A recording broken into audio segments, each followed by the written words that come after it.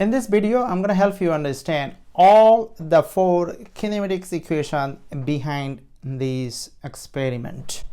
All right, so let's take a look. This velocity has 2 efforts, is velocity initial plus velocity final over 2. This exactly came from the midpoint formula, which some of you probably see, 0.1 plus 0.2 divided by 2. So this is directly came from midpoint formula. So we're gonna create a table, and this table will be consist with 4 formulas. Number 1 is V initial plus V final over 2. And another approach would be X final minus X initial over T final minus T initial. All right. So this assumption will also, this is all true under constant acceleration. So when acceleration is constant, all right, then these assumptions are true. So when acceleration due to gravity is constant, what does it mean? It means Vf minus Vi is Tf minus Ti.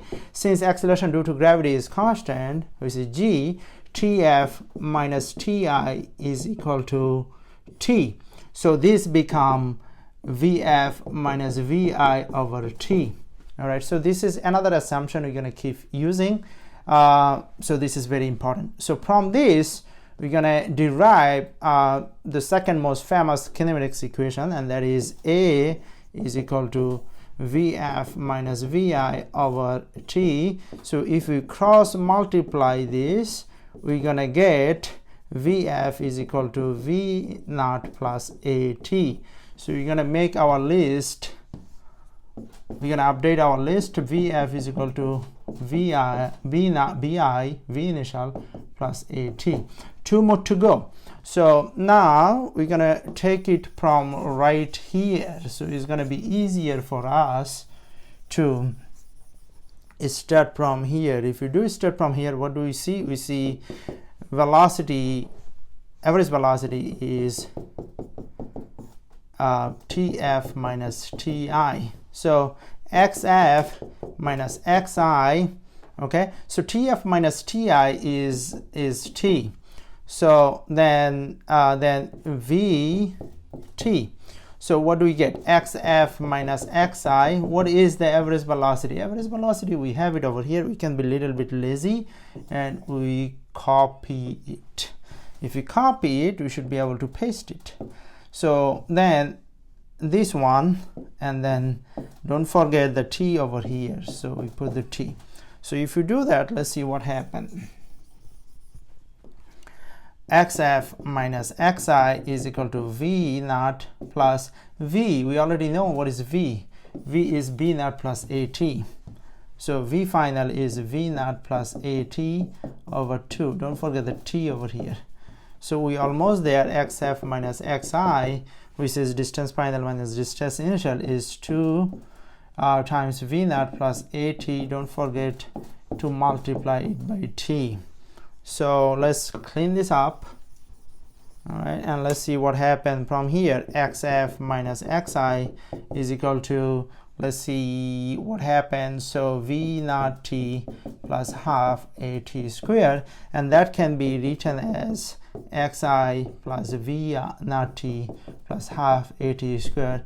Most often people write this one is D is equal to V initial T plus half At squared. They both are the same. So you're gonna put this one over there. So we can be a little bit lazy and copy it. If we can copy it, we should be able to paste it. So one more to go, the last one. So from where we're gonna start our last one? Let's see. We're not gonna start from beginning. We always try to take the advantage of what progress we made along the way. So this is a progress indeed. So we're gonna start from this progress. So now xf minus xi is equal to V naught plus V over V naught plus V over 2, and we know T. So what is T? If you look at over here, one of the equation that I wrote earlier, if you work on this one, what is T? T is V final minus V initial over A. This is exactly the same thing. So you're going to write that VF minus V naught over A. All right. So VF can be written as, BF can be written as like this, V. All right.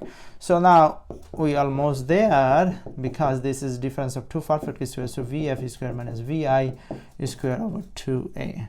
So if we cross multiply, this is VF VI squared is equal to 2A, and this one can be written as delta D or just simply D.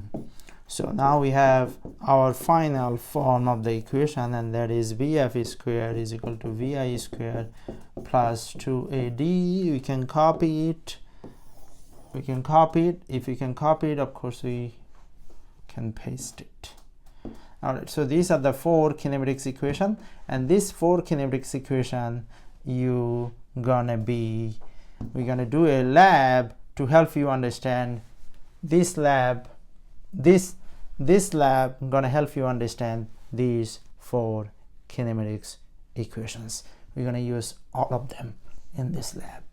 All right, let's dive in. RE Science Lab to fall in love with math and science, especially programming.